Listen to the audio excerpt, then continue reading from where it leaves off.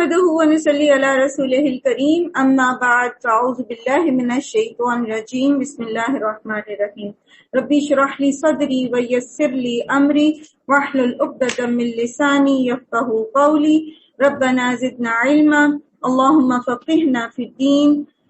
السلام علیکم ورحمۃ اللہ وبرکاتہ. آج انشاءاللہ العزیز ہم 17 پارہ انشاءاللہ سورہ نبأ سے آغاز کریں گے. امید کرتی ہوں کہ آپ سب جتنے پارے ہم نے پڑھ لیے ان کی جو سیلف انالیسس شیٹ تھی اس کو بھی دیکھ رہے ہوں گے ساتھ ساتھ, اور کوشش ہوگی ہم سب کی کہ ہم اپنے اعمال کو بہتر کریں, اس سے بہتر جتنے وہ آج سے پہلے تھے, اور یہ کہ یہ رمضان ہمارے پچھلے تمام رمضان سے زیادہ بہتر ہو, اور اللہ سبحانہ و تعالی ہماری چھوٹے چھوٹے سے اعمال, چھوٹی چھوٹی سی کوششوں کو بڑے اجر کے ساتھ قبول کریں. بہت زیادہ دعائیں کر رہے ہوں گے آپ سب بھی, اور میں بھی دعا گو ہوں. دنیا میں یہاں مسلمانوں میں خاص طور پر جہاں جو کوئی بھی مشکل میں, اللہ سبحانہ و تعالیٰ ان کی مشکلات کو آسان فرمائے. بسم اللہ الرحمن الرحیم. اقترب للناس حسابهم وهم في غفلة معرضون. قریب آ گیا ہے لوگوں کا حساب کا وقت اور وہ ہیں کہ غفلت میں منہ موڑے ہوئے ہیں. یہ قریب آنا کیا ہے؟ یہ ہے موت, اور ہر شخص کی موت جو ہے وہ جوتے کے تسمے سے بھی زیادہ اس کے قریب ہے. تو اللہ سبحانہ تعالیٰ فرماتے ہیں کہ لوگوں کا حساب کا وقت بالکل قریب آ گیا. ہمیں سے کسی کو نہیں پتا کہ موت کب آئے گی. موت اچانک ہی آ جائے گی جب اس کا وقت مقرر ہے, اور وقت مقرر ہم سے پوشیدہ ہے. کسی کو سوتے میں آ جاتی ہے تو کسی کو جاگتے میں, کوئی چھوٹے بچے کو آ جاتی ہے اور کسی کو بھری جوانی میں, کسی کو بڑھاپے میں آتی ہے, کسی کو بستر پہ آتی ہے, کسی کو سڑک پہ آتی ہے. تو موت کا وقت جو مقرر ہے اس پہ آ جائے گی. قریب ہی ہے, حساب کا وقت بالکل قریب ہی ہے, اور وہ ہیں کہ غفلت میں منہ موڑے ہوئے ہیں.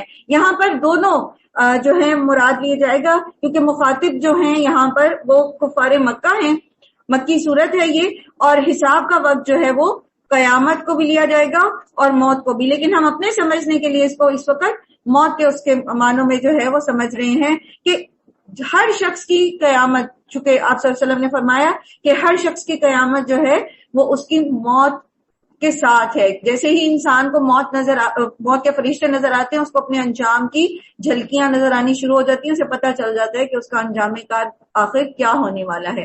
تو ہمارا انجام کار قریب ہی ہے, اور وہ ہے کہ غفلت میں منہ موڑے ہوئے ہیں. اگر میں اس آیت کا ترجمہ تو میں نہیں بدل رہی نعوذ باللہ, لیکن میں اس کو ایک سینٹینس بولتی ہوں, اور ہم نے اس کو شعور کے ساتھ سننا اور سمجھنا ہے. ہمارے حساب کا وقت قریب ہی آ پڑا ہے اور ہم غفلت میں پڑے ہوئے ہیں. ہم غفلت میں پڑے ہوئے ہیں, اور وہ غفلت کیا ہے؟ جیسے یہاں پر اللہ سبحانہ تعالیٰ فرما رہے ہیں ان کے پاس جو بھی کوئی نئی نصیحت آتی ہے ان کے رب کی طرف سے, اس کو یہ ایسے سنتے ہیں کہ کھیل کود میں پڑے ہوتے. اپنی بے دہانی سے سننا, قرآن کی آیات کی تلاوت ہو رہی ہے, ہم اپنے کاموں میں مگن ہیں. کوئی ہمیں سمجھانا چاہ رہا ہے, سکھانا چاہ رہے, ہم اپنے کاموں میں مگن ہیں, ہماری دلچسپیاں ہی نہیں ہیں اس میں, کھیل میں پڑے ہوئے ہیں. اور دوسرے معنوں میں اگر ہم اس کو غیر تفریحی معاملات نہیں تو محض دنیا میں پڑے ہوئے ہیں. یعنی ہماری موت کا وقت قریب ہی آ لگا, ہم میں سے کسی کو نہیں پتا, لیکن ہماری ترجیحات کیا ہیں وہ ہمیں اس پر ذرا فوکس کرنا چاہیے کہ وہ آخرت ہے یا محض دنیا کی کمائی ہے. دل ان کے کسی اور ہی دوسری فکروں میں منہمک ہیں. سارا دن ہمارے دماغ میں کیا فکر رہتی ہے.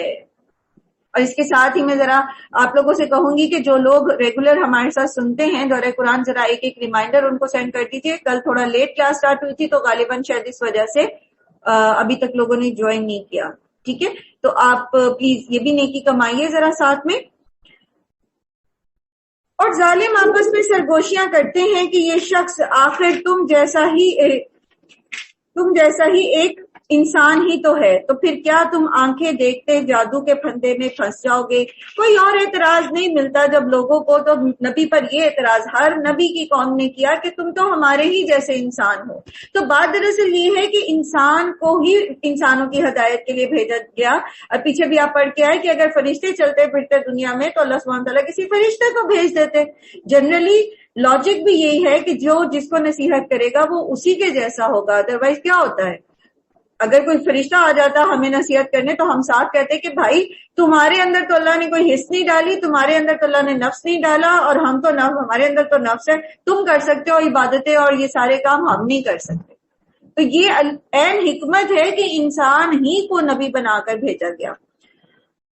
رسول صلی اللہ علیہ وآلہ وسلم نے کہا میرا رب ہر اس بات کو جانتا ہے جو آسمان اور زمین میں کی جائے، وہ السمیع بھی ہے اور العلیم بھی ہے۔ اب دیکھیں اس بات سے انسان کو کتنی تسلی ہو جاتی ہے کہ اگر بھی کوئی بھی میرے اوپر جھوٹا الزام لگا رہا ہے، کوئی بھی میری بات کو اہمیت نہیں دے رہا، میں اتنی جان مار رہا ہوں، اتنی کوشش کر رہا ہوں، لوگ میری بات سن نہیں رہے، مان نہیں رہے، حق کو تسلیم نہیں کر رہے، تو کوئی بات نہیں، میں اپنے حصے کا کام کرتا جاؤں، کیونکہ میرا رب سمیع اور علیم ہے، وہ جانتا ہے میری کوششوں کو، میری نیت کو، وہ سنتا ہے میں کیسے صبح شام جو ہے لوگوں کو پکارتا ہوں، لوگوں کو حق بات بتانا چاہتا ہوں، تو میرا اجر تو محفوظ ہو گیا۔ تو اس چیز میں انسان دل تنگ نہ ہو کہ لوگ میری بات نہیں سنتے، لوگ اثر قبول نہیں کرتے۔ آپ بھی سوچتے ہوں گے ہم روز لوگوں کو میسج کرتے ہیں آپ دورہ قرآن جوائن کریں، آپ قرآن کلاس جوائن کریں، آپ یہ کریں، آپ وہ کریں، لوگ ٹھنڈا رسپانس دیتے ہیں۔ تو کبھی بھی اپنی کوششیں چھوڑے نہیں، کیونکہ اگر ہدایت تو ظاہر ہے اللہ ہی کی طرف سے ہے، اگر خدا نہ خواستہ کسی کے لیے کسی کا ایسا ہی دل ہو چکا ہے کہ اللہ تعالیٰ کی طرف سے اس کے لیے ہدایت نہیں ہے، اول تو ہمیں ہر ایک کے لیے ہر لمحے یہی دعا کرنی چاہیے کہ اللہ اس کو ہدایت نصیب کرے۔ لیکن اگر کوئی خود نہیں اللہ کے دین کی طرف آنا چاہتا تو آپ اپنی کوششیں نہ چھوڑیں، آپ کو آپ کی کوششوں کا اجر انشاءاللہ العزیز بہت زیادہ اور بہت جلد ملنے والا ہے۔ کیونکہ اگر حساب کا وقت قریب ہے تو جب گنہگار کا حساب کا وقت قریب ہے نا، تو اللہ کے نیک بندے کا بھی تو وقت قریب ہی ہے نا، اس کو بھی تو موت کا وقت نہیں پتا۔ تو کتنی اچھی بات ہے کہ اگر ہم اللہ کا ذکر کرتے اور اللہ کی طرف لوگوں کو بلاتے ہوئے ہی اس دنیا سے چلے جائیں۔ وہ کہتے ہیں کہ یہ تو بس پراگندہ خواب ہیں، بلکہ اس نے من گھڑت باتیں بنا لی ہیں، بلکہ یہ شخص شاعر ہے۔ اب آپ دیکھ لیجئے کہ حق کو جھٹلانے کے لیے لوگ کس طرح کے الزام لگاتے ہیں یا باتیں بناتے ہیں، اور ان باتوں کے پیچھے لاجک کوئی نہیں ہوتی۔ ہر بندہ ذی شعور شخص، بلکہ ان کے اپنے ہی سردار جب مشاورت کرنے بیٹھے تو خود بخود کہنے لگے کہ ایک مجنون ایسی زبردست باتیں نہیں کہہ سکتا، اور ایک جادو ہم جانتے ہیں کہ کاہن جس طرح کی منمناہٹ کرتے ہیں، محمد صلی اللہ علیہ وسلم ایسے نہیں کہتے، وہ تو جو بات کر رہے ہیں بالکل واضح کر رہے ہیں۔ تو یہ تو خود بھی جانتے تھے، لیکن چونکہ یہ حق مان کر ان کی سرداریاں چھٹتی تھیں، یہ حق مان کر ان کی وہ سو کالڈ جو ان کے اپنے اپنے مرتبے تھے اس سے ان کو شاید چھوڑنا پڑتا، نیچے آنا پڑتا، اور بنو ہاشم کو جو ہے وہ تسلیم کرنا پڑ جاتا، تو پھر یہ اس انا اور ضد کی وجہ سے یہ باتیں بنا رہے تھے۔ اور وہ کہتے ہیں کہ یہ تو اس نے اپنے پاس سے کچھ باتیں گھڑ لی ہیں، اور بلکہ یہ تو شاعر ہے، ورنہ یہ کوئی نشانی جس طرح پرانے زمانے کے رسول نشانیوں کے ساتھ بھیجے گئے تھے ویسی نشانی کیوں نہیں لے کر آیا، حالانکہ ان سے پہلے کوئی بستی بھی ہم نے جسے ہلاک کیا ایمان نہ لائی، اب کیا یہ ایمان لائیں گے؟ یعنی نشانیاں دیکھنے کے باوجود بھی جنہوں نے ایمان نہیں لانا ہوتا وہ ایمان نہیں لاتے۔ اور جیسا کہ پہلے بھی میں نے عرض کیا کہ جتنے لوگ نبیوں پر ایمان لاتے تھے نا، وہ کسی بھی معجزے کے آنے سے پہلے لا چکے ہوتے تھے، معجزہ دیکھنے کے بعد شاید ہی کوئی جو ہے وہ ایمان لایا ہو۔ اور اے محمد صلی اللہ علیہ وآلہ وسلم، آپ سے پہلے بھی ہم نے انسانوں ہی کو رسول بنا کر بھیجا تھا جن پر ہم وحی کیا کرتے تھے۔ اب تم لوگ اگر علم نہیں رکھتے ہو تو اہل کتاب سے پوچھ لو، ان رسولوں کو ہم نے کوئی ایسا جسم نہیں دیا تھا کہ وہ کھاتے نہ ہوں اور نہ وہ سدا جینے والے تھے، پھر دیکھ لو کہ آخرکار ہم نے ان کے ساتھ اپنے وعدے پورے کیے اور انہیں اور جس کو ہم نے چاہا بچا لیا، حد سے گزر جانے والوں کو ہلاک کر دیا۔ حد سے گزرنے والے لوگ کون ہیں؟ حد سے گزرنے والے لوگ وہ ہیں جو اللہ کی صریح نشانیاں سامنے آ جانے کے باوجود بھی بات کو نہ مانے۔ پھر اللہ فرماتے ہیں لقد انزلنا الیکم کتابا فیہ ذکرکم، بے شک ہم نے تمہاری طرف ایک ایسی کتاب نازل کی جس میں تمہارا ہی ذکر ہے۔ جب ایسا ہوتا ہے کہ ہم جب آیات پڑھ رہے ہوتے ہیں تو ایسا لگتا ہے بعض اوقات کہ جو میرے دل میں بات تھی وہی سامنے آ گئی، یا یہ کہ جو میں نے غلط کام کیا تھا وہ میرے دل میں جو کھٹک تھی وہ میری چوری پکڑی گئی۔ پھر اسی طرح آپ دیکھیے کہ جیسے حضرت یوسف علیہ السلام کا قصہ ہم نے پڑھا تو 4000 سال پرانا یہ قصہ ہے، لیکن ان کا قصہ پڑھتے ہوئے ہمیں ایسے ہی لگتا ہے جیسے یہ آج کل کے واقعات ہیں۔ ایسے ہی بھائی جو ہیں وہ حسد کا شکار ہو جاتے ہیں، ایسے ہی جو ہے وہ کسی معصوم پر الزام لگا دیا جاتا ہے، ایسے ہی کوئی معصوم سالوں تک جیل میں پڑا رہتا ہے۔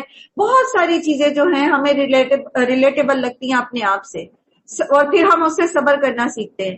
پھر اس میں ہمارا ہی ذکر ہے، اس میں وہ ساری باتیں، اس میں انسانوں ہی کا ذکر ہے، اس میں کوئی ایسے جنتر منتر نہیں ہے کہ جو آپ کے اوپر سے گزر جائے۔ سارے کے سارے معاملات، چاہے وہ خانگی معاملات ہیں شوہر اور بیوی کے متعلق، چاہے وہ معاشرتی معاملات ہیں، چاہے وہ مالیاتی معاملات ہیں، چاہے وہ قومی معاملات ہیں، چاہے وہ بین الاقوامی معاملات ہیں، تمام معاملات جو ہم سے ریلیٹڈ ہیں اللہ سبحانہ و تعالیٰ نے اس میں اس کا ذکر کیا۔ تو وہ کتاب جس میں ہمارے ہی بارے میں ہم کو بتایا گیا ہے، اللہ سبحانہ و تعالیٰ فرماتے ہیں افلا تعقلون، تو پھر تم عقل نہیں رکھتے؟ اتنی زبردست کتاب کو، اتنے زبردست کلام کو جو دنیا کے، تمہاری دنیا اور آخرت کے ہر معاملے میں تمہاری رہنمائی کر رہی ہے، تم اس کو جھٹلا رہے ہو، اسے تم کسی شاعر کی شاعری یا کسی مجنون کی بڑھ کہہ رہے ہو۔ کتنی ہی ظالم بستیاں ہیں جن کو ہم نے پیس کر رکھ دیا، اور ان کے بعد کوئی دوسری قوم کو اٹھایا، جب ان کو ہمارا عذاب محسوس ہوا تو لگے وہ وہاں سے بھاگنے، کہا گیا بھاگو نہیں، جاؤ اپنے انہی گھروں اور عیش کے سامانوں میں جن کے اندر تم چین سے رہ رہے تھے، شاید کہ تم سے پوچھا جائے۔ کہنے لگے ہائے ہماری کمبختی، بے شک ہم ہی خطا کار تھے، اور یہی وہ پکارتے رہے یہاں تک کہ ہم نے ان کو بھجا ہوا ڈھیر کر دیا، زندگی کا ایک شرارہ تک ان میں نہ رہا۔ اب آپ خود دیکھیے، اس پوری آیت کی مثال ہلکی سی دیتی ہوں آپ کو۔ زلزلہ آ جائے، آپ اپنے کسی 4 کنال کے گھر میں بیٹھے ہوئے ہیں اور زلزلہ آ جائے، کہاں جائیں گے؟ اس گھر کے کسی مہنگے سے فرنیچر سے چمٹ کے بیٹھ جائیں گے، یا بھاگیں گے، باہر نکلیں گے، کھلے آسمان کے نیچے آ جائیں گے؟ یہ فیکٹ ہے۔ دنیا میں ہم دنیا کی چیزوں سے چمٹے رہتے ہیں اور اپنے ان عیش قدوں سے نکلنا نہیں چاہتے، اپنے کمفرٹ زون سے نکلنا نہیں چاہتے، اللہ کی خاطر مشقت برداشت نہیں کرنا چاہتے، اپنی پسند کو قربان نہیں کرنا چاہتے۔ لیکن جب موت کا جھٹکا آتا ہے تو انسان کے سامنے سب واضح ہو جاتا ہے، پھر وہ چاہتا ہے کہ میں ان ساری چیزوں کو چھوڑ دوں اور نکل جاؤں۔ اسی لیے جتنا آپ قرآن پڑھتے ہیں نا، آپ سادگی کی طرف آ جاتے ہیں۔ جتنا آپ قرآن پڑھتے جاتے ہیں نا، آپ کی طبیعت میں سادگی آتی چلی جاتی، کیونکہ انسان دنیا کے دیکھنے والا نہیں بنتا، بلکہ وہ چاہتے کہ میں بس ایک مسافر کی طرح دنیا میں رہوں، اور میرے ہاتھوں کسی کو نقصان نہ پہنچے، اور میں اپنی رب کی فرما برداری کرتا ہوا، حسن اخلاق کے ساتھ اپنی ذمہ داریاں پوری کرتا ہوا، چاہے وہ ایک شہری کے طور پر میری ہیں، یا ایک بیوی کے طور پر میری ہیں، یا ایک ماں کے طور پر میری ہیں، یا ایک استاد یا ایک شاگرد کے طور پر میری ذمہ داریاں ہیں، میں بس وہ احسن طریقے سے پوری کرتی جو قیامت کے دن میری طرف کسی کا کوئی حساب کتاب نہ نکلا ہے۔ تو انسان پھر ان چیزوں سے دور ہو جاتا ہے، پھر وہ ہر وقت ان کے پیچھے نہیں لگا رہتا کہ اب مجھے نیا یہ چاہیے اور اب مجھے وہ چاہیے۔ تو ان کو بھی اللہ سبحانہ تعالیٰ کہتے ہیں کہ جب اللہ تعالیٰ نے ان پر پکڑ بھیجی اپنی، تو یہ نکل کر بھاگے اپنے ان عیش قدوں سے۔ تو نے کہا جائے گا آپ یہاں سے کیوں بھاگ رہے ہو؟ پہلے اسی دنیا کے عیش کی خاطر، اسی لائف سٹائل کی خاطر تو تم نے اللہ کے رسول کی بات نہیں مانی تھی، اب وہیں جا کے پڑے رہو۔ اور اللہ تعالیٰ کہتے ہیں کہ پھر وہ یہی کہتے رہے ہائے ہم نے غلط کیا، ہائے ہم ہی ظالم تھے، لیکن اللہ تعالیٰ کہتے ہیں کہ پھر ان کو ہم نے بالآخر جلا کے بھجا دیا، یعنی وہ فنا ہو گئے۔ اللہ تعالیٰ ہم سب پر رحم کرے، اور اللہ سبحانہ و تعالیٰ ہم سب کے سب سے بڑا غم و ہم جو ہے وہ آخرت ہی کو بنا دیں، تاکہ ہم آخرت کو دیکھ کر عمل کرنے والے ہوں اور دنیا میں کھونے والے نہ ہوں۔ ہم نے اس آسمان اور زمین کو جو کچھ اس میں ہے اسے کسی کھیل کے طور پر نہیں بنایا۔ اگر ہم کوئی کھلونا بنانا چاہتے اور بس یہی کچھ ہمیں کرنا مطلوب ہوتا تو اپنے ہی پاس اسے کر لیتے، مگر ہم تو باطل پر حق کی ایسی چوٹ لگاتے ہیں کہ جو اس کا سر توڑ دیتی ہے، اور دیکھتے دیکھتے باطل مٹ جاتا ہے، اور تمہارے لیے تباہی ہے ان باتوں کی وجہ سے کہ جو تم بناتے ہو۔ بات دراصل یہ ہے کہ اللہ سبحانہ و تعالیٰ کا جو حق ہے، جو اللہ سبحانہ و تعالیٰ نے حق بھیجا ہے، جو توحید ہے، جو سچ ہے، اس کی وہ اتنا بڑا سچ ہے، اور اس کی دلیل میں پوری یونیورس حاضر ہے۔ تو اس کے سامنے شرک اور کفر تو ٹک ہی نہیں سکتا. وہ بالکل ایسے ہی ہے کہ جہاں کوئی یہ شرک اور کفر جو ہے وہ سامنے آئے اور آپ حق کی دلائل دینے شروع کریں تو وہ بالکل شرک اور کفر جو ہے وہ فنا ہو کے رہ جاتا ہے، کیونکہ اس کی کوئی دلیل ہے ہی نہیں. ہاں اگر کوئی ہٹ درمی کرنا چاہتا ہے، کوئی تعصب برتنا چاہتا ہے اور اپنے مذہب اور اپنے عقیدے کی اینت کے ساتھ قرآن کی آیات کو پڑھتا ہے یا کائنات میں غور و فکر کرتا ہے تو پھر اس کو ہدایت نہیں ملتی.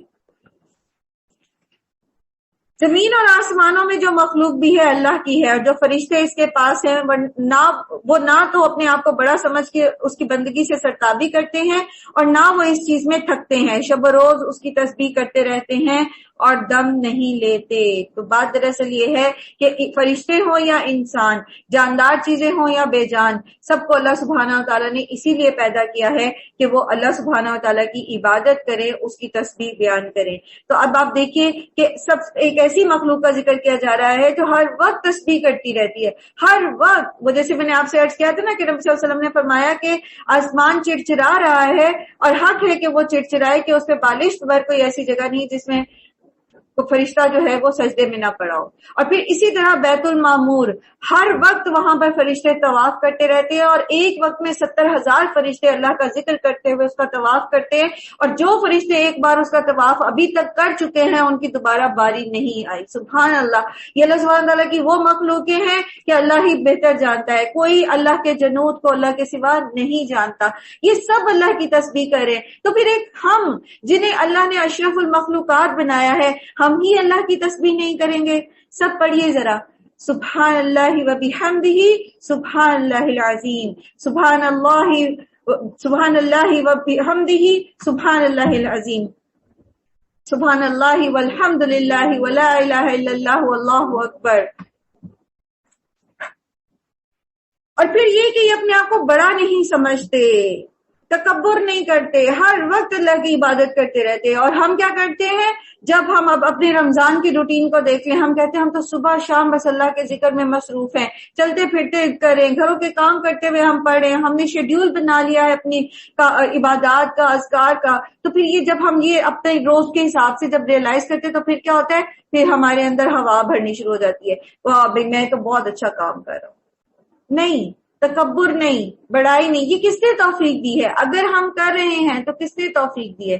ورنہ تو آپ مصلی پہ کھڑے ہو جائیں تو آپ سو جائیں، آپ نماز پڑھتے ہو آپ کو نیند آ جائے.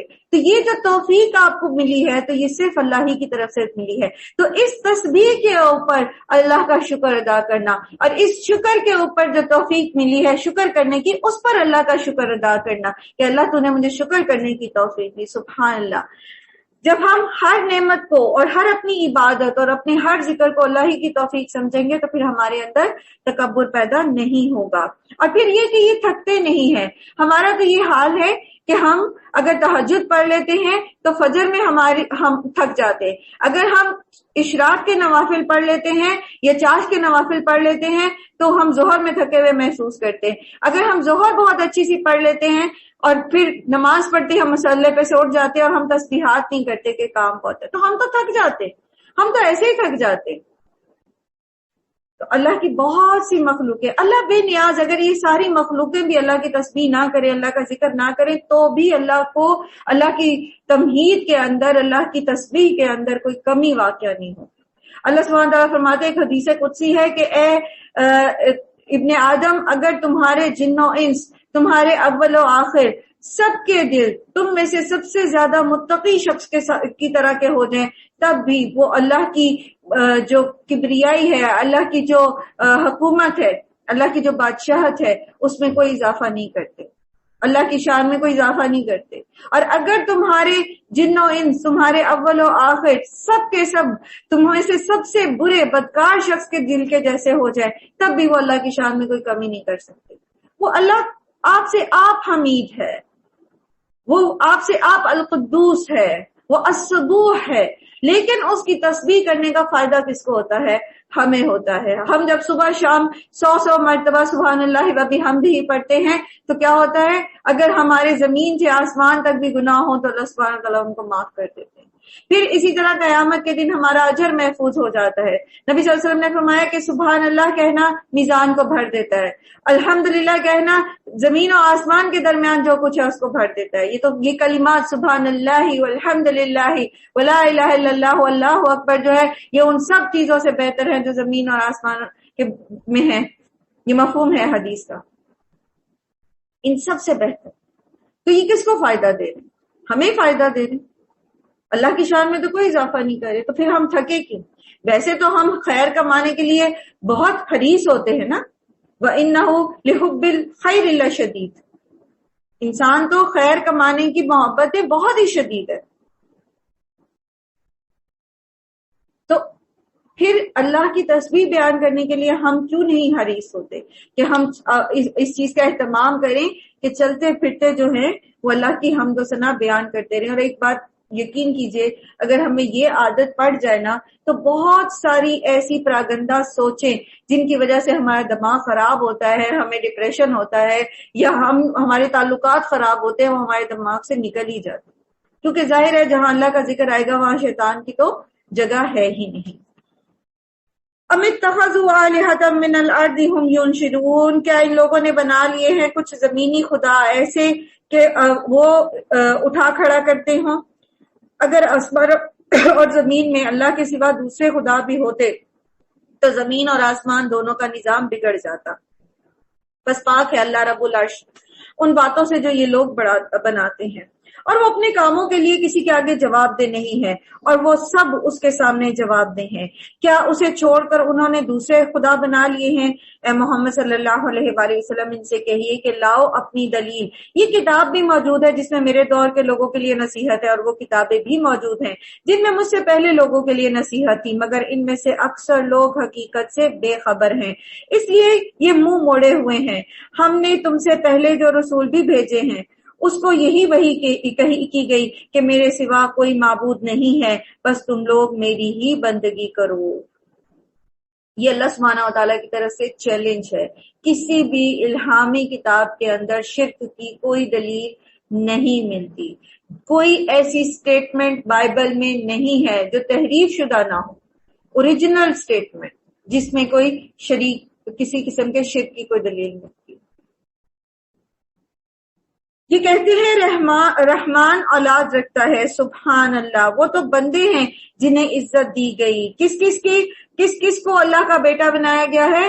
کہیں فرشتوں کو اللہ کی بیٹیاں کہا گیا، کہیں عیسیٰ کو اللہ کا بیٹا کہا گیا، کہیں حضرت عزیر کو اللہ کا بیٹا کہا گیا، نعوذ باللہ. تو یہ انبیاء، یہ فرشتے، یہ بزرگان دین، یہ سب تو اللہ کے وہ بندے ہیں جنہیں اللہ تعالیٰ نے ان کے نیک اعمال کی وجہ سے عزت بخشی ہے.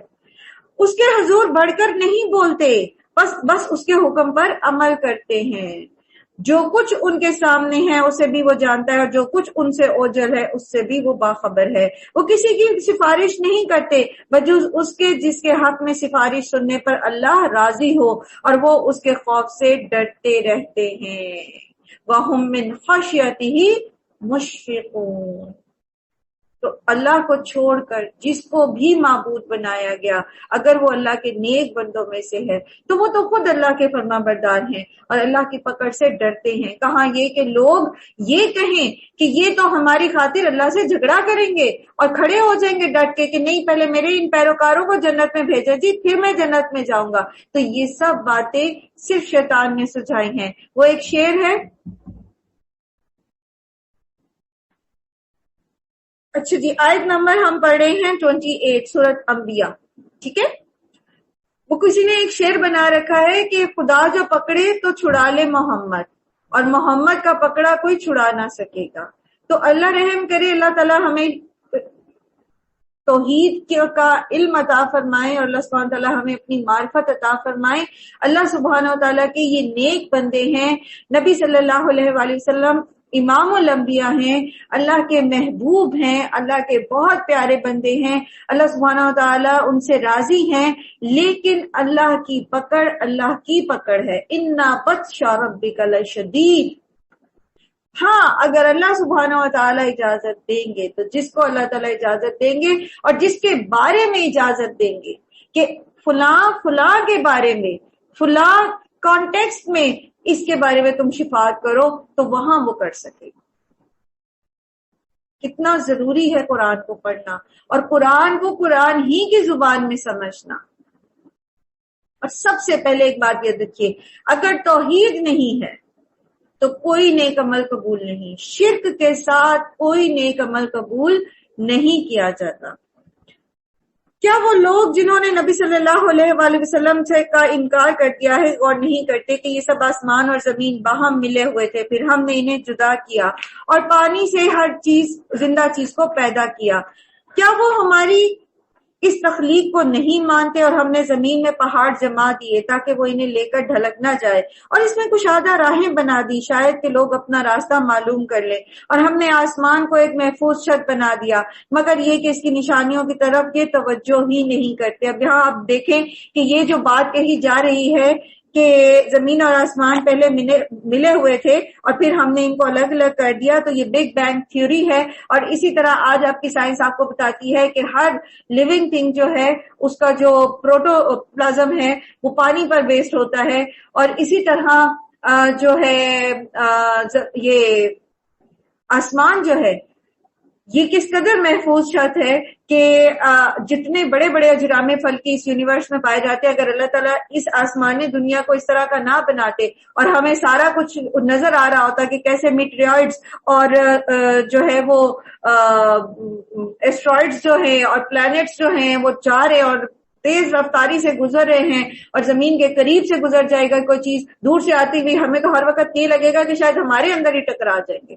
تو اللہ تعالیٰ نے اس چھت کو، یہ جو آسمانی دنیا ایسا بنا دیا کہ ہم وہ ساری کالی سی جو خلا ہے جو اندھیرے والی اور جو ڈرانے والی وہ ہمیں نظر ہی نہیں آتی، اور ہم سمجھتے ہیں کہ یہ ہم پہ کبھی نہیں گرے گی یہ چھت. سبحان اللہ. لیکن ہم نے کبھی کائنات میں غور و فکر ہی نہیں کیا کہ ہمیں پتا چلتا کہ یہ بنانے والا جو ہے یہ دو ہو ہی نہیں سکتے، یہ دو ہو ہی نہیں سکتے. ایک چھوٹے سے گھر کا نظام اگر دو افراد کو ایک جتنے اختیارات دے دیے جائیں وہ نہیں چل سکتا، تو کجا اتنی بڑی کائنات اس میں کچھ ایسے لوگ کچھ ہستیاں ہوتی کہ کسی کو بارش کا اختیار ہوتا اور کسی کو رزق کا اختیار ہوتا، یا کسی کو یہی اختیار ہوتا کہ وہ اصل فیصلہ کرنے والے سے فیصلہ بدلوا سکے، تو پھر یہ کائنات کا نظام تو نہ چل سکتا جو اتنے اربوں خربوں سال سے اتنے بہترین طریقے سے چل رہا ہے. لیکن بالکل اور یہ جو فورسز ہیں جو پیچھے بھی آپ نے پڑھا کہ بغیر ستونوں کے آسمان کو اللہ سبحانہ تعالیٰ نے قائم کیا، تو یہ فورسز اتنی ایکوریٹ ہے، یہ فورس آف اٹریکشن اور ریپلشن، اور اللہ تعالیٰ نے فرمایا کہ وہ ستون تمہیں نظر نہیں آتے. تو جتنا بھی آپ سمجھتے ہیں سیکھتے ہیں، اور خاص طور پہ میں ہمیشہ ریکمینڈ کرتی ہوں سائنسز پڑھیں. سائنسز پڑھنے سے آپ اپنے رب کو اور اچھے سے پہچان سکتے ہیں. زمین کے اندر غور و فکر کریں، آثار قدیمہ کو پڑھیں. اسی طرح آپ دنیا میں چلیں پھریں، لیکن اس کا مقصد تفریح نہ ہو بلکہ اللہ کی کائنات پر غور و فکر کرنا ہو، تو یہ آپ کو آپ کے رب کے قریب کرے گی. لیکن جنہوں نے نہیں غور کرنا وہ جا کے آثار قدیمہ میں بھی پکنک منا کے آ جاتے ہیں، اور انہوں نے اس چیز کو نہیں سوچتے کہ یہ اتنی سیولائزڈ قومیں تھی، اتنی ترقی یافتہ قومیں تھی، کیا وجہ تھی کہ اللہ نے ان کو کھنڈر بنا دیا. وہ بظاہر ہمیں لگتا ہے کہ زلزلے آئے تھے، وہ جی طوفان آیا تھا، وہ جی یہ ہوا تھا. کیوں آیا تھا؟ وجہ کیا تھی؟ قومیں آج بھی تو اپنی دور کی سپر پاور تھی. وجہ کیا تھی کہ آندھی کے ذریعے ہلاک کر دی گئی. آج آپ کسی وہ آثار قدیمہ کو کسی نان مسلم کے اٹھا کے پڑھیں قوم آج کا، تو وہ بتائے گا جی اتنے دن یہاں پر ایسی ہوائیں چلی کہ یہ لوگ جو تھے یہ تباہ ہو گئے. کیوں چلی؟ قرآن آپ کو بتا رہا ہے کہ کیوں چلی، کیونکہ انہوں نے اللہ کی آیات کو جھٹلا دیا تھا، اللہ کے رسول کو جھٹلا دیا تھا، انہوں نے شرک کیا تھا. تو اللہ تعالیٰ فرماتے ہیں کہ یہ ساری نشانیاں ہیں لیکن یہ توجہ ہی نہیں کرتے. کیوں توجہ نہیں کرتے؟ کیونکہ دنیا میں دل اٹکا ہوا ہے. اور وہ اللہ ہی ہے جس نے رات اور دن بنائے اور سورج اور چاند کو پیدا کیا، سب ایک ایک مدار میں تیر رہے ہیں. اور اے محمد صلی اللہ علیہ وآلہ وسلم، ہمیشگی تو ہم نے آپ سے پہلے بھی کسی انسان کے لیے نہیں رکھی ہے، ہمیشگی تو کسی کو بھی نہیں حاصل. اگر آپ مر گئے تو کیا یہ لوگ جیتے رہیں گے؟ ہر جاندار کو موت کا ذائقہ چکھنا ہے. موت صرف بوڑھوں کو نہیں آتی، موت صرف بیماروں کو نہیں آتی. ہر جاندار اور آج تو یہ اتنا obvious ہو گیا. پہلے زمانے میں تو شاید پھر یہ ہوتا ہو کہ جی کبھی کوئی خبر سنے تو کوئی بوڑھا تھا, کوئی اتنے وہ ہو گیا 7 سال کا تو وہ فوت ہو گیا. آج تو سڈن ڈیتھ اتنی عام ہے. نوجوان لوگ 16 سال کے, 18 سال کے, 22 سال کے, 35 سال کے, ہٹے کٹے بالکل سے. کیا جی اس کو تو کبھی کوئی چھینک بھی نہیں آئی تھی, اس کے تو کبھی سر میں بھی درد نہیں ہوا تھا. کل نفس ذائقۃ الموت, کل نفس ذائقۃ الموت, ہر نفس کو موت کا ذائقہ چکھنا ہے. اور ہم ضرور تمہیں اچھے اور برے حالات میں ڈال کر آزمائیں گے.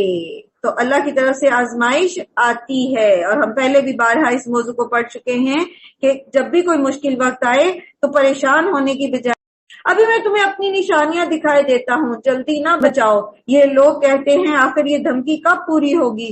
اگر تم سچے ہو کاش ان کافروں کو اس وقت کچھ علم ہوتا, جبکہ یہ نہ اپنے منہ آگ سے بچا سکیں گے نہ اپنی پیٹھیں, اور ان کو کہیں سے کوئی مدد نہ پہنچ سکے گی. وہ بلا اچانک آ جائے گی, انہیں اس طرح یکلخت دبوچ لے گی کہ نہ یہ اس کو دور کر سکیں گے اور نہ لمحہ بھر مہلت ہی مل سکے گی. مذاق تم سے پہلے رسولوں کا بھی اڑایا جا چکا, مگر ان کا مذاق اڑانے والے اسی چیز کے پھیر میں آ کر رہے جس کا وہ مذاق اڑاتے تھے. اور یہاں پر پھر وہی موضوع ہے, خلق الانسان من عجل, انسان جو ہے وہ جلد باز ہے. تو بات یہ ہے کہ تحمل مزاجی اللہ کی طرف سے ہے اور جلد بازی شیطان کی طرف سے ہوتی ہے. فوراً ری ایکشن دینا, جلد بازی میں فیصلے کرنا. آپ دیکھتے ہیں کہ بہت سارے ایسے لوگ ہوتے ہیں جو ہر بات میں بہت ری ایکشنری ہوتے ہیں, فوراً ان کو غصہ آ جاتا ہے, فوراً وہ ہنس پڑتے ہیں, فوراً ہر کام جو ہے وہ کر رہے ہوتے ہیں, فوراً جو ہے وہ لڑ جھگڑ کے بیٹھ جائیں گے. یا پھر یہ کہ اتنے بڑے اہم فیصلے ہوتے ہیں فوراً بس do this don't do this. ایسے لوگ جو ہیں وہ کبھی بھی فلاح نہیں پاتے, کبھی بھی کامیاب نہیں ہوتے, کیونکہ وہ غور و فکر کر کے سوچ سمجھ کے مشورہ کر کے فیصلہ نہیں کرتے. تو شیطان کی طرف سے یہ جلد بازی ہوتی ہے. پھر یہ کہ یہ جو جس کو اللہ سبحانہ وتعالیٰ کہہ رہے ہیں نا کہ یہ آج جس چیز کو جھٹلا رہے ہیں, تو یہ بلا جو ہے, یہ جو عذاب ہے, یہ جو آخرت کی بڑی پریشانی ہے, یہ اچانک ہی ان کو دبوچ لے گی. جیسے بھی پہلے میں نے عرض کیا کہ موت جو ہے وہ انسان کی آخرت ہی ہوتی ہے. موت کے وقت کے فرشتے آتا ہے تو پتہ لگ جاتا ہے کہ اب میرا انجام کار کیا ہونے والا ہے. قل من یکلؤکم باللیل والنہار من الرحمن, تو ان سے کہہ دیجئے کون ہے جو رات کو یا دن کو تمہیں رحمان سے بچا سکتا ہو. اگر اللہ تعالیٰ رات کے وقت موت بھیجنا چاہے تو کون روک سکتا ہے موت کو؟ اگر دن میں مصروفیت کے وقت بھیجنا چاہے کون روک سکتا ہے؟ کوئی کہہ سکتا ہے کہ ابھی ٹھہر جائیں, ابھی تو مجھے یہ کام کرنا ہے, ابھی تو میں نے صدقہ کرنا ہے, ابھی تو میں نے سوچا تھا اچھا 10 منٹ بعد 50 منٹ بعد میں نماز پڑھوں گی, پہلے میں یہ کام کر لوں, پہلے میں وہ کر لوں. کوئی مہلت نہیں ملے گی, کوئی نہیں بچا سکتا اس وقت سے, مگر یہ اپنے رب کی نصیحت سے منہ موڑ رہے ہیں. کیا یہ کچھ ایسے خدا رکھتے ہیں جو ہمارے مقابلے میں ان کی حمایت کریں؟ وہ تو نہ خود اپنی مدد کر سکتے ہیں اور نہ ہی ہماری تائید ان کو حاصل ہے. اصل بات یہ ہے کہ ان لوگوں کو اور ان کے آباء و اجداد کو ہم زندگی کا سر و سامان دیے چلے گئے, یہاں تک کہ ان کو دن لگ گئے, مگر ایک طویل مدت تک خوشحالی ان میں رہی. مگر کیا انہیں نظر نہیں آتا کہ ہم زمین کو مختلف سمتوں سے گھٹاتے چلے آ رہے ہیں؟ پھر کیا یہ غالب آ جائیں گے؟ ان سے کہہ دیجئے کہ میں تو وحی کی بنا پر تمہیں متنبع کر رہا ہوں, مگر بہرے پکار کو نہیں سنا کرتے جبکہ انہیں خبردار کیا جا رہا ہو. بات دراصل یہ ہے کہ جب انسان نعمتوں میں ہوتا ہے, اور خاص طور پر جو نسل در نسل نعمتیں رکھتے ہیں, نسل در نسل خوشحالی میں گزار رہے ہوتے ہیں, تو اکثریت الا ماشاء اللہ اکثریت اللہ سے دور ہو جاتی ہے. اکثریت یہ سمجھتی ہے کہ بس ہم تو اسی طرح خوشحال پیدا کیے گئے اور آخرت میں بھی بس ہم ایسے ہی خوشحال رہیں گے. اول تو آخرت کو وہ سوچتے ہی نہیں, موت کو وہ سوچتے ہی نہیں, اور اگر وہ سوچ بھی لیں تب بھی ان کا خیال اس باغ والے کی طرح ہی ہوتا ہے کہ اگر میں پلٹایا بھی گیا رب کی طرف تو وہاں بھی مجھے بس یہی سب کچھ ملے گا.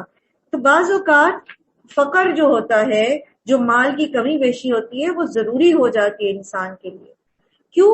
تاکہ وہ تھوڑا ہلایا جائے تو وہ اپنے رب کی طرف پلٹ آئے. ہم میں سے ہر کوئی جو بہت نماز بھی پڑھتا ہے نا ریگولر بھی، تو آپ دیکھیں گے کہ موسٹلی جب ہمیں کوئی پریشانی ہوتی ہے نا تو اس وقت ہماری دعاؤں کی کیفیت ہی کچھ اور ہوتی ہے، اس وقت ہماری نمازوں کی کیفیت ہی کچھ اور ہوتی ہے، اس وقت ہمارے اپنے رب کے ساتھ باتیں کرنے کی کیفیت ہی کچھ اور ہوتی ہے. اور جس وقت ہم اپنے کنبے قبیلے میں بیٹھے ہوتے ہیں، ہم خوشحال ہوتے ہیں، نہ ہمیں پیسے کا فکر ہے، نہ ہمیں بچے کا فکر ہے، نہ ہمیں کسی اور چیز کا فکر ہے، اور خوشحال ہیں، پرسکون ہیں، صحت ہے، تندرستی ہے، تو ہم کیا کر رہے ہیں؟ کبھی ہم آؤٹنگ پہ جا رہے ہیں، کبھی ہم گپ لگا رہے ہیں، کبھی ہم کچھ کر رہے ہیں، کبھی ہم کچھ کریں. تو پڑھ رہے ہوتے نمازیں، اس میں بھی پڑھ رہے ہوتے، لیکن وہ خوشی و خضوع نہیں ہوتا اکثر کو، اللہ ماشاء اللہ. اللہ ماشاء اللہ، سلیمان علیہ السلام کو بھی اللہ تعالیٰ نے سب کچھ دیا تھا، لیکن وہی بات ہے کہ اللہ ماشاء اللہ. میں اکثریت کی بات کر رہی ہوں کہ اکثریت کا یہی حال ہوتا ہے. اور پھر جب ان کو بتایا جائے، سمجھایا جائے، تو وہ سننے کو تیار ہی نہیں ہوتے. اللہ تعالیٰ فرماتے ہیں اور اگر تیرے رب کا عذاب ذرا سے انہیں چھو جائے تو ابھی چیخ اٹھیں کہ ہائے ہماری کمبختی، بے شک ہم فتاوار تھے. یہ ایکسٹریم ہوتی ہے نا انسان میں، کہ جب اللہ تعالیٰ نعمتیں دیتا ہے تو اللہ کی باتوں سے، اللہ کی آیات سے منہ پھیر کے چلا جاتا ہے، اور جب کوئی مصیبت آتی ہے تو مایوس ہونے لگ جاتا ہے. پھر اس کو وہ نعمتوں والا وقت ہی بھول جاتا ہے کہ میرے پاس کبھی اتنا کچھ بھی تھا، بلکہ پھر وہ ہر وقت بس رونے دھونے میں پڑا رہتا ہے، ہائے یہ ہو گیا، ہائے وہ ہو گیا. یہ قطعی ناپسندیدہ رویے ہیں، کیونکہ یہی تو بتایا گیا کہ انسان عجلت والا ہے، ایک منٹ میں یہ بات، ایک منٹ میں وہ بات. ایسا نہیں ہونا چاہیے. مومن ایسا نہیں ہوتا. مومن کے اندر تحمل ہوتا ہے. مومن کے پاس جب خوشی آتی ہے تو بھی وہ اپنے رب سے دور نہیں ہوتا، اور سمجھتا ہے کہ یہ میرے پاس اللہ کی طرف سے ایک آزمائش آئی ہے، چاہے وہ اولاد ہے، چاہے وہ مال و دولت ہے، چاہے وہ صحت تندرستی ہے، وہ سمجھتا ہے کہ میرا رب مجھے آزما رہا ہے. صحابہ کہتے تھے کہ جب کافی دن گزر جاتے اور کوئی جنگ کی بات نہ ہوتی یا کوئی اور ہمارے پاس کوئی پریشانی نہ آتی تو ہم پریشان ہو جاتے تھے اس چیز سے کہ کہیں اللہ تعالیٰ نے ہمیں مہلت تو نہیں دے دی. وہ جیسے وہ اللہ کا قانون استدراج ہے نا، کہ اللہ کہیں ہمیں ڈھیل تو نہیں دے رہا دنیا میں. تو یہ اگر کوئی پریشانی آ جاتی ہے، جیسے نبی صلی اللہ علیہ وآلہ وسلم نے فرمایا، صحیح بخاری کی صحیح حدیث ہے کہ اللہ تعالیٰ جس کے ساتھ محبت کرتا ہے اس کو مصیبت میں ڈالتا ہے، مصیبت میں ڈال کے پھر اللہ تعالیٰ اس کو دیکھتا ہے. اللہ تعالیٰ جس کے لیے اچھا کرنا چاہتے ہیں، ہم پریشانیوں پہ پریشان ہو جاتے ہیں نا، ہائے بیماری کیوں آ گئی، ہائے یہ بات کیوں ہو گئی، ہائے یہ بچے نے یہ بات کیوں کر دی، بچے کے نمبر کیوں کم آ گئے، اب کیا ہوگا، اب کیا ہوگا، یہ کیا ہوگا، وہ کیا ہوگا. بات دراصل یہ کہ اللہ تعالیٰ پریشانی اسی پہ ڈالتے ہیں، تھوڑی تکلیف مصیبت میں اسی کو ڈالتے ہیں جس کو وہ اپنی طرف لانا چاہتے ہیں. اللہ تعالیٰ کو ہم سے محبت ہے تو اللہ تعالیٰ ہمیں ہلاتے رہتے ہیں تاکہ ہم ایک جگہ اپنی ان نعمتوں کے اندر گم نہ ہو جائیں. سبحان اللہ. اس لیے شکر کریں جب نعمتیں ملتی ہیں، اس کی فرما برداری کریں، اور اگر کوئی تکلیف آ جاتی ہے تو بھی شکر کریں. الحمدللہ علی کل حال، اور صبر اور استقامت کے ساتھ اس میں سے گزر جائیں. یہ رویہ جو یہاں بیان کیا گیا ہے یہ کفار اور مشرکین کا تو ہو سکتا ہے، مومن کا نہیں ہو سکتا. قیامت کے روز ہم ٹھیک ٹھیک تولنے والے ترازو رکھ دیں گے، پھر کسی شخص پر ذرا برابر ظلم نہ ہوگا، جس کا رائی کے دانے کے برابر بھی کچھ عمل ہوگا ہم اسے سامنے لے آئیں گے، اور حساب لگانے کے لیے ہم کافی ہیں. ایک حدیث کا مفہوم ہے، رسول صلی اللہ علیہ وآلہ وسلم کے صحابہ کہنے لگے کہ ایک صحابی کہنے لگے کہ میرے پاس کچھ غلام ہیں، میرے ساتھ خیانت کرتے ہیں، کبھی اچھا کرتے ہیں اور کبھی برا، پھر میں بھی ان کو کبھی سزا دیتا ہوں اور کبھی مارتا ہوں، تو کیا میں آخرت میں بچ جاؤں گا؟ تو آپ صلی اللہ علیہ وسلم نے فرمایا کہ اگر تو تمہاری سزا ان کے گناہ کے برابر ہوگی، یعنی اس کو تولا جائے گا، پھر تو تم بچ جاؤ گے، لیکن اگر تم نے زیادتی کی ہوئی تو پھر تمہارے ان غلاموں کو تمہاری طرف سے بدلہ دلایا جائے گا. تو کسی کے ساتھ ذرہ برابر بھی ظلم نہیں کیا جائے گا، اور یہ کہ ذرہ برابر بھی عمل جو ہے وہ سامنے آ جائے گا. وَمَن يَعْمَلْ مِثْقَالَ ذَرَّةٍ خَيْرًا يَرَهُ، کوئی بھی خیر کا کام کرے گا ایک ذرے کے برابر بھی تو وہ سامنے آ جائے گا. اور وَمَن يَعْمَلْ مِثْقَالَ ذَرَّةٍ شَرًّا يَرَهُ، اور جو کوئی ذرہ برابر برائی کرے گا وہ بھی اس کو دیکھ لے گا. پھر یہ کہ کیا کریں، اب میزان تو رکھی جانی ہے، پھر کیا کریں؟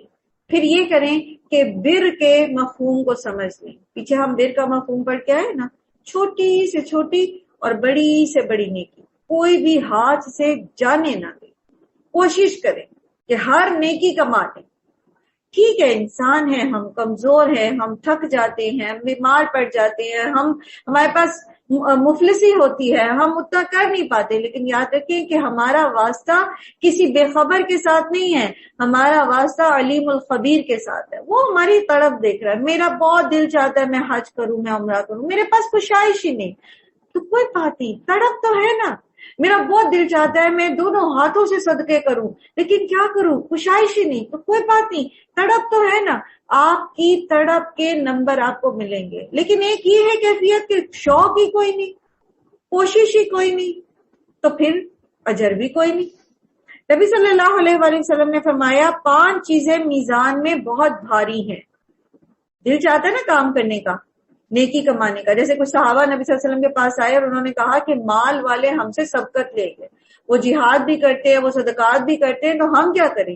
اصحاب صفہ میں سے کچھ لوگ آئے, تو پھر نبی صلی اللہ علیہ وآلہ وسلم نے ان کو بھی یہ تسبیحات سکھائی تھی کہ تم یہ اللہ کا ذکر کرو, تو تم جب یہ ذکر کرو گے تو تم ان سے زیادہ اجر پالو گے, اللہ یہ کہ وہ بھی یہ کرنا شروع کرتے ساتھ. ٹھیک ہے, یہ مفہوم ہے حدیث کا. تو آپ صلی اللہ علیہ وسلم نے فرمایا 5 چیزیں میزان میں بہت بھاری ہیں. سبحان اللہ والحمد للہ ولا الہ الا اللہ کہنا اور واللہ اکبر کہنا. ٹھیک ہے, پھر اسی طرح نیک اولاد کے فوت ہونے پر والدین کا صبر کرنا. پھر اسی طرح جس شخص نے اللہ کی راہ میں صرف کرنے کے لیے, یعنی اللہ کی راہ میں جہاد کرنے کے لیے یا کسی اور کام کے لیے گھوڑا پالا, یہ بھی حدیث آپ کے سامنے, تو اس کا جی بھر کے کھانا پینا, اس کی لید پیشاب, اس کا چلنا پھرنا, ہر چیز جو ہے وہ قیامت کے دن اس شخص کے لیے میزان میں ڈال کر اس کا اجر بڑھا دیا جائے گا. اسی طرح فرض کریں آپ کے پاس گاڑی ہے, آپ اپنی گاڑی کو اللہ کی راہ میں استعمال کرتے ہیں, آپ ادارے میں جاتے ہیں, آپ کچھ اور لوگوں کو اپنے ساتھ لفٹ دے دیتے ہیں, اس میں جو آپ فیول ڈالتے ہیں, آپ اس کی جو ڈسٹنگ کرتے ہیں, راستے میں اس کے اوپر جو مٹی پڑتی ہے, وہ اس گاڑی کی مینٹیننس پہ جو آپ کے پیسے لگتے, سارا کچھ میزان میں رکھ کے آپ کے لیے اس کا وزن کیا جائے گا. آپ قرآن پڑھتے ہیں, آپ نوٹس بنا رہے ہیں, آپ لکھتے ہیں, آپ کے بال پوائنٹ کی, آپ کے قلم کی جو سیاہی ہے, جو کاغذ آپ بھر رہے ہیں نوٹس بناتے ہوئے, اللہ تعالیٰ کا کلام سیکھتے ہوئے, وہ سب کے سب میزان میں ڈال دیے جائیں گے اور وہ وزن بڑھائیں گے. اس لیے لکھنے سے تھکے نہیں, صحیح بات لکھنا اور صحیح علم کو محفوظ کرنا بھی آپ کے لیے اجر ہے. اس روشنائی جو آپ استعمال کریں گے اس کا بھی ایک وزن ہوگا. اور پھر یہ کہ کیا کیا تولا جائے گا, میزان میں کیا کیا رکھا جائے گا. عمل کرنے والا شخص خود, جیسے کل ہم نے دیکھا تھا نا کہ وہ شخص جو بہت موٹا اور فربا ہوگا, لیکن جب اس کو میزان میں رکھا جائے گا تو اس کا کوئی وزن ہی نہیں ہوگا. کیوں؟ کیونکہ اس نے اعمال ریاکاری میں کیے تھے.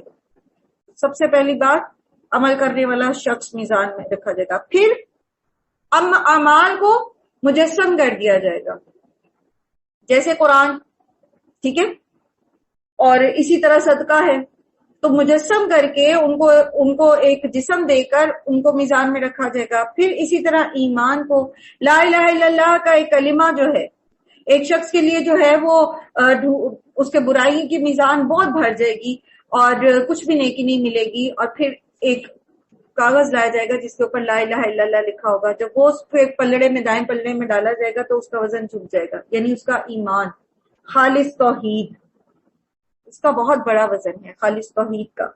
پھر یہ کہ جو کلمات ہیں, جو باتیں ہیں, جیسے بھی میں نے بتایا, آپ صلی اللہ علیہ وسلم کی حدیث آپ کے سامنے پڑھی, اللہ کی تسبیح, اس کی تحمید بیان کرنا, یہ بھی سارا کچھ جو ہے یہ میزان میں رکھا جائے گا.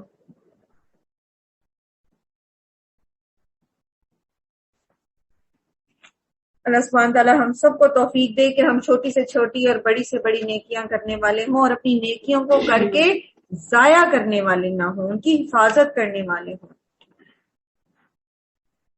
وَلَقَدْ آتَيْنَا مُوسَىٰ وَهَارُونَ الْفُرْقَانَ وَضِيَاءً وَذِكْرًا لِّلْمُتَّقِينَ. پہلے ہم موسیٰ اور ہارون کو فرقان اور روشنی اور ذکر عطا کر چکے ہیں، ان متقی لوگوں کی بھلائی کے لیے جو بے دیکھے اپنے رب سے ڈرے اور جن کو اس گھڑی کا کھٹکا لگا ہوا ہو یعنی آخرت کا۔ اور اب یہ بابرکت ذکر یعنی قرآن ہم نے آپ پر نازل کیا ہے، پھر کیا تم اس کو قبول کرنے سے انکاری ہو؟ اس سے بھی پہلے ہم نے ابراہیم کو اس کی ہوش مندی بخشی تھی اور ہم اس کو خوب جانتے تھے۔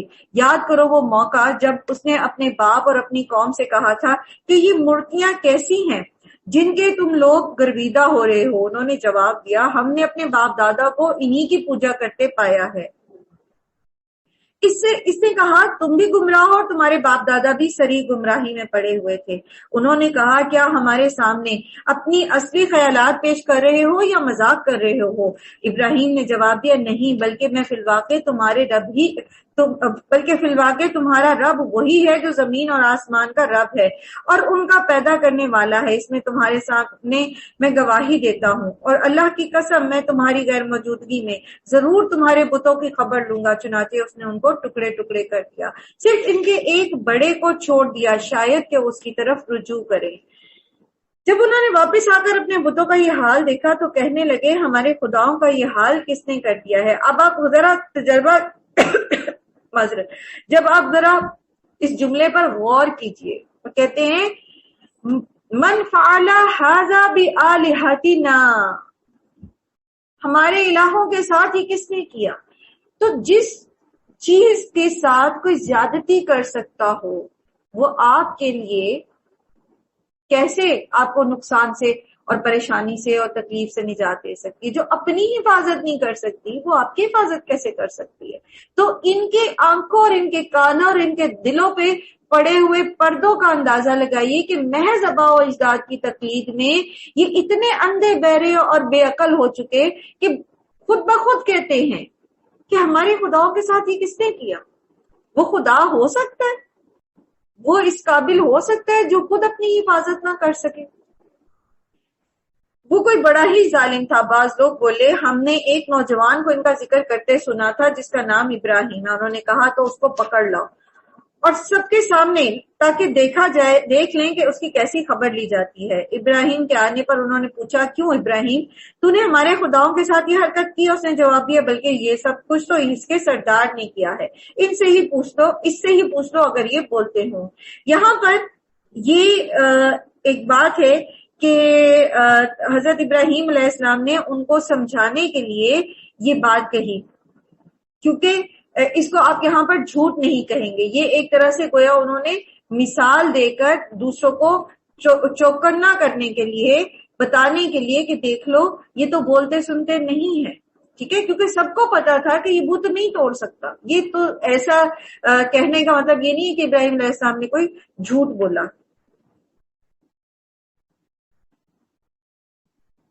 اچھا،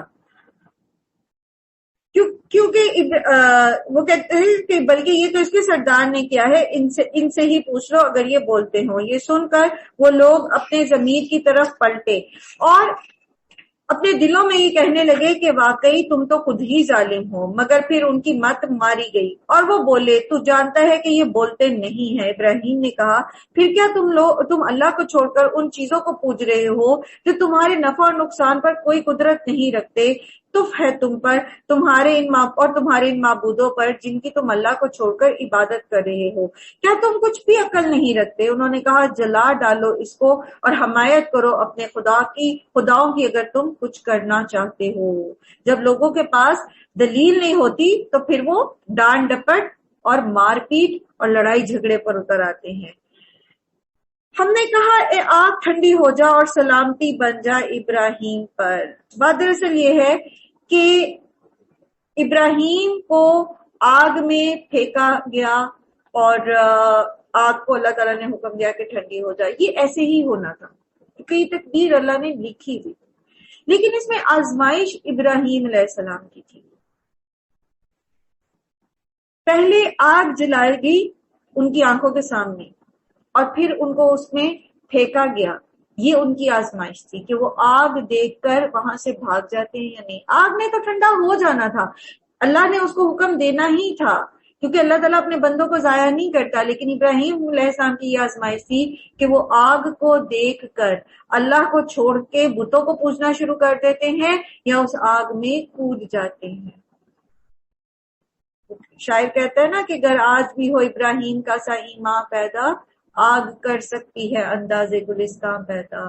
تو آزمائشیں تو آئیں گی، اور ہمارے ارد گرد ہمیں کسی آگ کی آزمائش تو درپیش ہی نہیں ہے. ہمارا تو اپنا نفس ہی ہماری آزمائش بن جاتا ہے. ہمارے لیے تو ہمارے گیجٹ آزمائش بن جاتے ہیں، ہمارے لیے تو فیشن آزمائش بن جاتا ہے، ہمارے لیے تو لوگوں کی چھوٹی چھوٹی باتیں آزمائش بن جاتی ہیں. تو جو آزمائشوں سے گھبرا جاتا ہے تو پھر اس کے لیے آگ ٹھنڈی نہیں ہوتی، بلکہ پھر وہ الاؤ اور دہک جاتے ہیں. وہ چاہتے تھے کہ ابراہیم کے ساتھ برائی کریں، مگر ہم نے ان کو بری طرح ناکام کر دیا. تو یہی پیچھے بھی ہم نے پڑھا کہ اللہ سبحانہ و تعالیٰ کہتے ہیں کہ مومنوں کو بچانا، مومنوں کو نجات دینا ہم پر حق ہے. تو جو آزمائش میں سے گزر جاتا ہے، جو آزمائش کو دیکھ کر اللہ کو چھوڑ نہیں دیتا، لوگوں سے ڈر کر اللہ کے طریقے کو نہیں بدل دیتا، تو پھر اللہ تعالیٰ اس کو لوگوں کے حوالے بھی نہیں کرتا، پھر اللہ تعالیٰ اس کو لوگوں کے ہاتھوں رسوا نہیں ہونے دیتا، پھر اللہ تعالیٰ اس کے لیے آگ کو ٹھنڈی کر دیتا ہے، لوگوں کی زبانیں بند کرا دیتا ہے. ہاں وقت لگتا ہے، اور آزمائش کی طوالت کتنی ہو سکتی ہے یہ تو اللہ ہی جانتا ہے. تو صبر کے ساتھ، حوصلے کے ساتھ، اللہ تعالیٰ کی مدد کے ساتھ، وَاسْتَعِینُوا بِالصَّبْرِ وَالصَّلَاةِ، نماز کے ساتھ اللہ کی مدد لیں، اللہ تعالیٰ سے توفیق مانگے کہ اللہ تعالیٰ گزر تو جانا ہی ہے یہ مشکل وقت، بس اس میں تجھ سے دور نہ ہوں. چاہے وہ وقت خوشی کا ہو، چاہے وہ وقت کسی تکلیف کا ہو. اللہ سے یہ دعا کیا کرے کہ اللہ تعالیٰ مجھے آپ اپنے سے دور نہ ہونے دیں. اور ہم اسے اور لوط کو بچا کر اس سرزمین کی طرف نکال لے گئے جس میں ہم نے دنیا والوں کے لیے برکتیں رکھی ہیں، یعنی فلسطین. اور ہم نے اسے اسحاق عطا کیا اور یعقوب پر مزید، اور ہر ایک کو صالح بنایا. اب دیکھیے جہاں ابراہیم علیہ السلام نے وہاں سے نکلتے ہوئے دعا کی تھی کہ ربی حبلی من الصالحین، ٹھیک ہے، تو یہ جو دعا ہے یہ اللہ تعالیٰ نے پوری کی، اور ان کو اسحاق، اور پھر اسحاق کے ساتھ یعقوب، اور یعقوب علیہ السلام کے بعد پھر ان کی نسلوں میں نبوت. 4000 قریباً 4000 پیغمبر جو ہے نبی جو ہیں وہ بنی اسرائیل میں آئے ہیں. اور یہ کس کی نسل ہے؟ اور پھر آخری نبی امام الانبیاء محمد صلی اللہ علیہ وآلہ وسلم، یہ بھی ابراہیم علیہ السلام کی نسل میں سے ہیں. تو اللہ تعالیٰ نے ابراہیم علیہ السلام کو ایسے تو نہیں چن لیا تھا. اگر وہ آگ دیکھ کے بھاگ جاتے تو کیا یہ قدر و منزلت پاتے؟ نہیں. تو آزمائشیں ہمیں اونچا بڑھانے کے لیے، ہمارے درجات بلند کرنے کے لیے آتی ہیں. اور ہم نے ان کو امام بنایا جو ہمارے حکم سے رہنمائی کرتے تھے، اور ہم نے انہیں وحی کے ذریعے نیک کاموں کی اور نماز قائم کرنے اور زکوٰۃ دینے کی ہدایت کی. پچھلے بارے میں بھی ہم نے پڑھا تھا نا کہ پچھلی قوموں کو بھی نماز کا حکم دیا گیا. یہاں پھر یہ وہی بات آ گئی کہ پچھلی قوموں میں، ابراہیم علیہ السلام کی قوم میں بھی، ان کی نسلوں میں بھی نماز اور زکوٰۃ جو ہے وہ رائج تھی. بہت فکر کی ضرورت ہے نماز کے لیے. سب سے پہلے جو ناخلف لوگوں کی جو بات ہوئی تھی کل بھی کہ وہ نماز کو ضائع کرنے والے ہو جائیں گے. بہت ہمیں کانشیس رہنا چاہیے اس چیز کے لیے. ہم نمازوں کو ضائع تو نہیں کر رہے. ہماری نمازیں کیسی ہیں؟ کاؤنٹ پورے؟ کوالٹی کیسی ہے؟ اس کے اندر ذکر اذکار کی کیفیت کیسی ہے؟ میں سوچتی ہوں، اور اکثر میں یہ سوچتی ہوں کہ اگر ہم ایک اپنی نماز کو ہی درست کرنے پہ لگ جائے نا، آپ دنیا کی مصائب اور چیزوں سے تو آپ سمجھ لیں کہ فارغ ہی ہوتے، کیونکہ آپ کا فوکس جو ہے وہ نماز کے اوپر ہوتا ہے. اب میں نے قرآن کی نئی سورت یاد کرنی ہے، اب میں نے نئی تسبیحات یاد کرنی ہے، اور پھر جب انسان سکون سے نماز پڑھتا ہے، بہت سارا وقت مصلی پہ گزارتا ہے، تو اللہ تعالیٰ اس کو سکون عطا فرماتے، اللہ تعالیٰ اس کو صبر عطا فرماتے، اللہ تعالیٰ اس کو وے آؤٹ دکھاتے. وَمَن يَتَّقِ اللَّهَ يَجْعَل لَّهُ مَخْرَجًا، اللہ تعالیٰ ان پریشانیوں میں سے اس کو راہ دکھا دیتے. اور پھر وہ جب صبر کرتا ہے تو اور بھی اجر ملتا ہے. سبحان اللہ. تو ہم تو نیکی کرتے ہوئے اللہ کے بندے بن کے کسی طرف بھی خسارے میں ہیں ہی نہیں. یہ جو سفر ہم نے شروع کیا کہ ہم اللہ کے بندے بن جائیں، ہم شیطان کے بندے نہ بنے، ہم رحمان کے بندے بنے، ہم عباد الرحمان بنے، تو یقین کیجئے اس میں سراسر فائدہ ہمارا ہی ہے، سر تاپا ہم فائدے میں ہیں اور سکون میں ہیں۔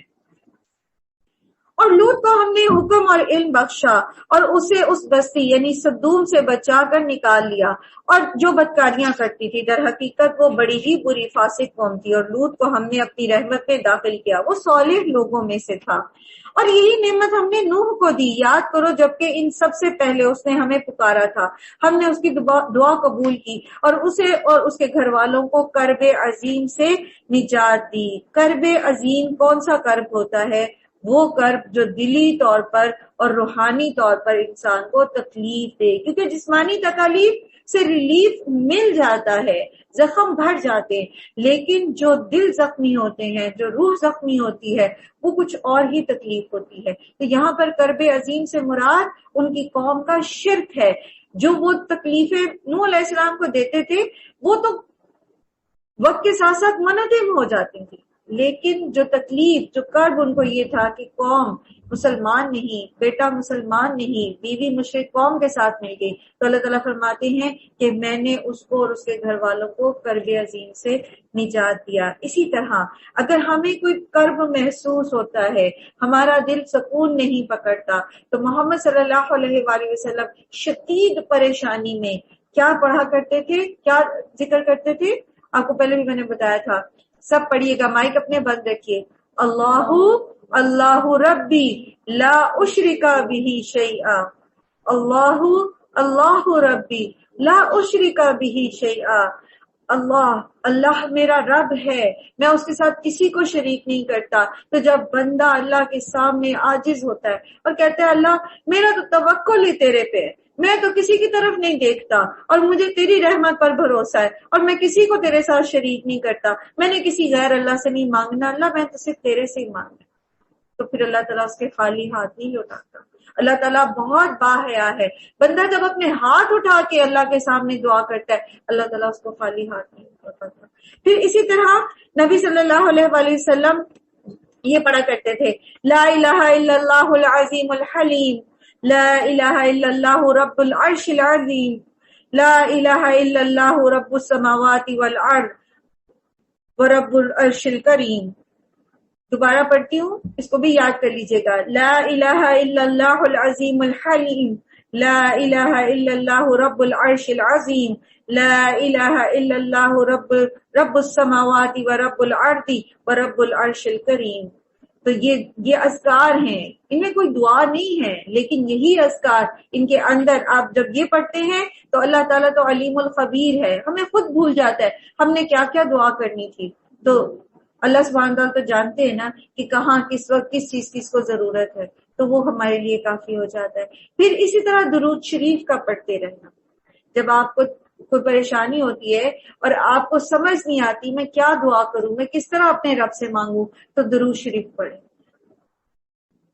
اللہ کے رسول صلی اللہ علیہ وسلم کے پاس ایک شخص آیا اور کہا کہ میں اپنی دعا میں سے درود شریف کا کتنا حصہ مقرر کروں؟ آپ صلی اللہ علیہ وسلم نے کہا جتنا تو چاہے، تو اس نے کرتے کرتے کہا کہ 1/3۔ آپ نے کہا اگر تو چاہے، اور اس نے کہا اگر میں آدھا حصہ دعاؤں کا اپنا آدھا حصہ صرف درود شریف ہی پڑھا کروں، یعنی کوئی دعا نہ مانگوں صرف درود شریف پڑھا کروں، آپ نے کہا جو تو چاہے۔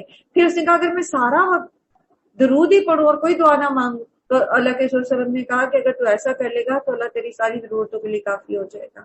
تو کچھ اور سمجھ نہیں آتی نا تو درود شریف پڑھتے رہا کریں۔